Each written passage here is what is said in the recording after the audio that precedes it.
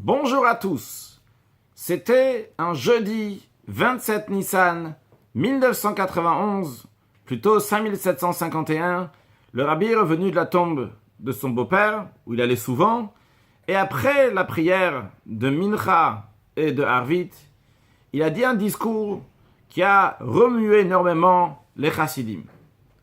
Le rabbi a expliqué la particularité de l'année dans laquelle on se trouve, 5751, la particularité du mois dans lequel on se trouve, le mois de Nissan, la particularité du jour dans lequel on se trouve, par rapport au mois, par rapport à Svirata Omer, au compte du Omer, par rapport au jour d'avant, au jour d'après, etc. Et comment tous ces jours-là, ils sont fortement liés avec la Géoula, avec la délivrance. Et à la suite de ça, le rabbi a dit, c'est extrêmement étonnant que bien qu'il y a tous ces sujets, toutes ces particularités qui sont liées avec la venue de Mashiach, comment c'est possible que Mashiach n'est pas encore venu? Quelque chose qui est tout à fait incompréhensible. En plus de ça, le rabbi a dit, c'est tout à fait incompréhensible. Comment est-il possible qu'il y a des dizaines de juifs qui se rassemblent, et des dizaines qui se rassemblent, et ils ne crient pas, ils font pas tout pour que Mashiach va venir. Et c'est pas impossible. Dieu en préserve. Chez quelqu'un que Mashiach ne va pas venir ce soir, et Mashiach va pas venir demain, Mashiach va pas venir après-demain, Dieu en préserve. Et même quand on crie, on dit Ad Matai, jusqu'à quand? On le fait parce qu'on nous a donné l'ordre. En autre mot, le rabbi dit parce que je vous ai dit qu'il faut demander Mashiach, alors vous le demandez. Mais si vraiment on avait crié, on aurait dit Ad Matai, jusqu'à quand on veut la délivrance? C'est sûr et certain que Mashiach serait déjà venu.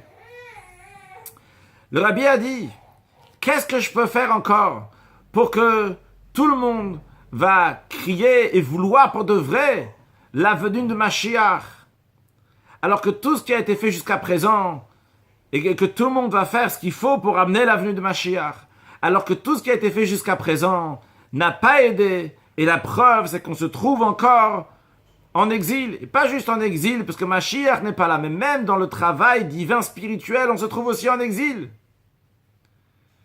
Ce que je peux faire encore, c'est que dorénavant, vous transmettre à vous de faire tout ce que vous pouvez.